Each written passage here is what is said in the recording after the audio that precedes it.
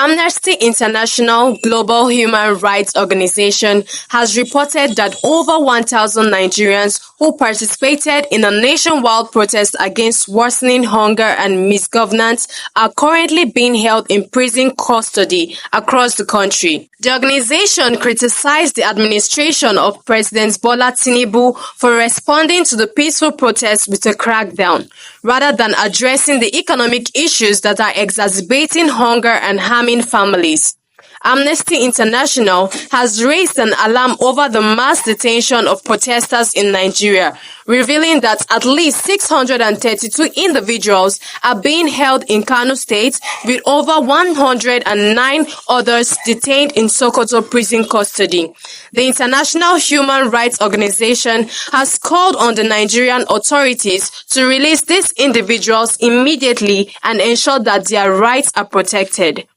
The detentions have sparked widespread concerns among local and international observers, who fear that the Nigerian government's response to recent protests may violate fundamental human rights.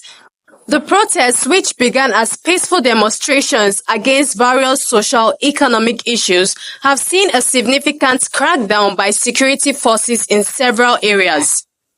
The recent wave of protests across Nigeria was initially sparked by raising frustrations over economic hardship, unemployment, and perceived government corruption.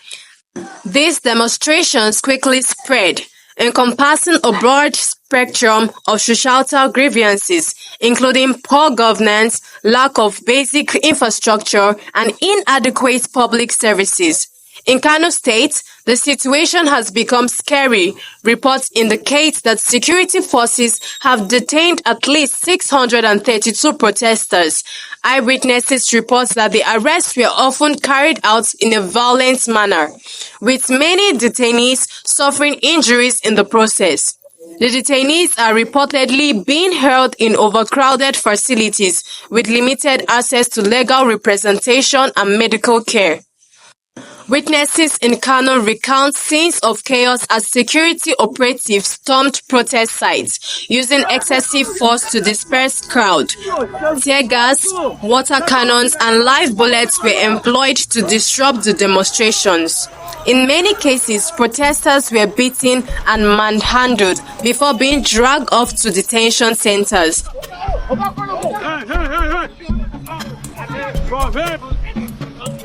The brutality meted out by security forces has left many injured, some with severe wounds that required urgent medical attention.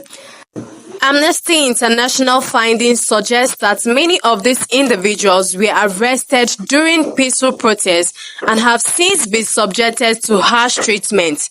There are growing concerns about the conditions within Sokoto prison's facilities, which are reportedly inadequate to accommodate the large number of detainees.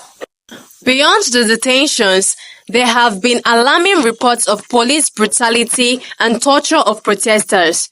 Amnesty International and other human rights organizations have documented numerous cases of excessive force used by security operatives.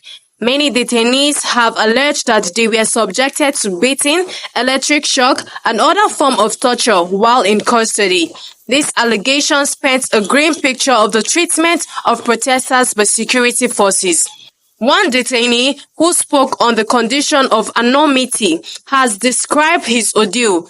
I was picked up during a peaceful march. The police beat me with batons and took me to an undisclosed location where they continued to torture me. They wanted me to confess to being part of a group planning violent activities, but I was just a peaceful protester.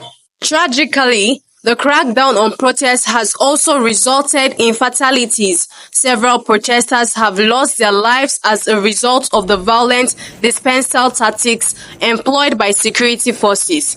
In Kano, at least 3 deaths have been reported, with witnesses attributing the deaths to gunshot wounds inflicted by the police. In Sokoto, there have been similar reports of deaths among protesters, raising serious concerns about the lethal use of force by security operatives. The families of those who have died are demanding justice and accountability. One grieving mother in Kano, whose son was killed during a protest, tearfully recounted, "My son went out to demand a better future, but he never came back home. He was shot by the police for standing up for his rights. We need justice for his death and for others who have suffered." Amnesty International has condemned the mass detentions and is urging the Nigerian government to respect the rights of its citizens to peaceful protest. The detention of these protesters is a clear violation of their fundamental rights, said a spokesperson for the organization. "We call on the Nigerian authorities to release all individuals held for participating in peaceful demonstrations and to ensure their treatment while in custody meets international human rights standards." The report from Amnesty International has drawn reaction from various quarters. Local human rights groups have expressed solidarity with the detained protesters, calling for their immediate release and for accountability for any abuses they have suffered. International bodies including the United Nations and the African Union have also voiced concern, urging the Nigerian government to uphold the principles of democracy and human rights. Human rights activist Aisha Yusuf noted the government's response to this protest has been heavy-handed and disproportionate. "We stand with those who have been unjustly detained and call for their immediate release. The Nigerian people have a right to express their grievances without fear of violence or retribution." In a response to the report, a spokesperson for the Nigerian government defended the action of security forces, stating that the detentions were necessary to maintain law and order. "The government respects the right to peaceful protest, but we cannot tolerate activities that threaten the peace and security of our communities," the spokesperson said. "We are committed to ensuring that all detainees are treated fairly and in accordance with the law." However, this official stance has been met with rejection by many Nigerians who feel that the government's actions are more about silencing exercise than maintaining order. Critics argue that the government's heavy-handed approach is indicative of a pattern of disregard for human rights. As the situation develops, there is an urgent need for dialogue between the Nigerian government and civil society groups to address the underlying issues that led to protests. Observers emphasize the importance of protecting the rights of protesters and ensuring that security measures do not infringe on the freedom guaranteed by the Nigerian Constitution and international human rights treaties. The international community will be closely monitoring the situation in Nigeria, and it remains to be seen how the government will respond to the growing calls for the release of the detained protesters and the protection of human rights. There are also calls for independent investigation into the allegation of police brutality and torture to ensure accountability and justice for the victim. Well guys, that's the news for today.